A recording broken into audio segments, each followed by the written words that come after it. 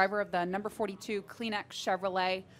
Kyle, I understand you and Bullseye actually made a couple of visits to local elementary schools yesterday for the track Speeding to Read program and then opened up the dog park this morning. Talk about your activities before this race weekend. Yeah, it was cool. We got to go to, like you said, a couple local elementary schools yesterday. And, they've been in the schools, they've been doing the Speeding to Read program, and the children who've read the most books and stuff, we gave them backpacks and Target gift cards and other gifts, and they also donated, I think, 200 books to each school, which is twice as many books as the libraries that those schools had already had, and so that was really fun to be a part of and have Bullseye there with us. And then this morning, we opened up the dog park that's off the backstretch over by the little like Legends track over there. So fun to get to do that. And, a lot of us drivers and fans and everybody that comes to the races each weekend brings their pets, but don't really have any place to take the pets to go play. So having a designated dog park is fun for us, and the animals definitely love it. All right, we'll go ahead and open it up to questions. Please state your name and affiliation. We'll start over here with Mark.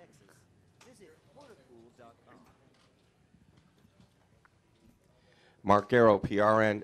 Kyle, how much do drivers like yourself that are not in the chase want to get to victory lane and just kind of add a twist to how everybody makes the championship for? Well, I think everybody wants to make the victory lane every week. But yeah, we don't try any harder, any less hard, that we're not in the chase. We still try and go out there every week and do what we can to win. So Texas in the past has been a pretty good track for me. I've had speed there or here each time I come. But yeah, I just gotta keep working hard to get the win. All right, additional questions for Kyle. We'll go to Daniel and then up to Brant.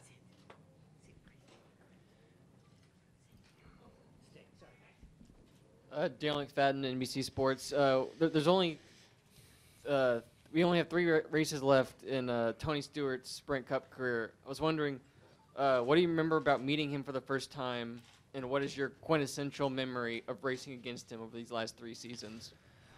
Well, I mean, I've gotten Tony's autograph and stuff as when I was really young at like USAC races and stuff like that.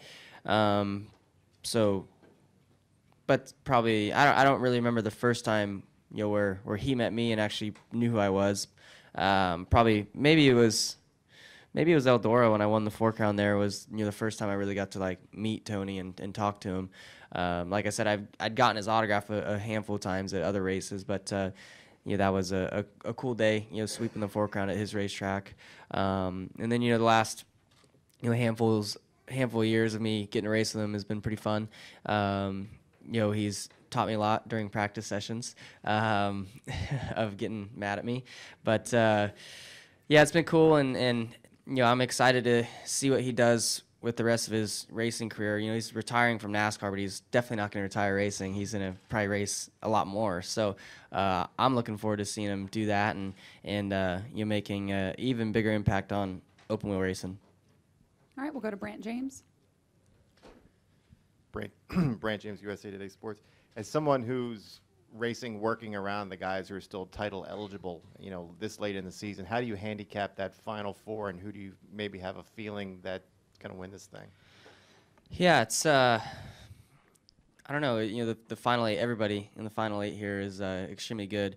I think Jimmy has definitely shown that he's got the speed to do it. Hendrick, they've made whatever they've found something really big leading up to the chase. All their cars have been fast now each and every week.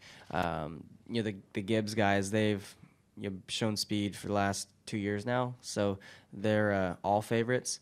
But I would like to see a Chevy guy win. So Jimmy or Harvick or Kurt Busch, if any of those guys could win, that'd be pretty cool. All right, and we'll finish up over here with Jim Utter.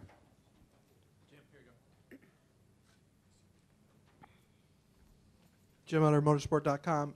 Obviously, as you said earlier, you want to win races here towards the end of the year. You can still finish as high as 5th in points. But how much effort do you think has been is already underway at Chip Ganassi Racing, focusing on next season? Well, I think efforts for next season started a while back. We're always trying to look to the future and get better. And I think when NASCAR came out, the set in stone rules changes for next year, you can really get to work on your stuff for next year. So I'm sure they've been to the wind tunnel quite a bit. I've been so busy lately that I haven't really got to go to the shop much and find out what kind of stuff they've been doing. And I'd really, that kind of stuff I don't pay too much attention to anyways. I just kind of get in and drive and hope the car's fast. But every team works really hard, when it comes down to the last couple months of the season to prepare for next year. All right, thanks for joining us, Kyle, and Thank best you. of luck this weekend. Cool.